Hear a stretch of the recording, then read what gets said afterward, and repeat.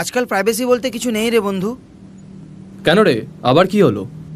পৃথা, যত দিন যাচ্ছে সন্দেহটা বেড়েই যাচ্ছে। ভালো লাগছে না আমার আর। আবার কিছু পাসওয়ার্ড চাইলো নাকি? আর বলিস না, ফেসবুক ইনস্টাগ্রাম অবধি তাও ঠিক ছিল, এখন বলছে তুমি ইউপিআইতে কারোর সাথে চক্কর চালাচ্ছ। এখন সে বলছে ইউপিআই অ্যাক্সেসটা তাকে দিতে। তুই বলতো এগুলো মানা যায়? এই দেখ, আবার ফোন করেছে। যা যা, কথা বলে আয়, যা।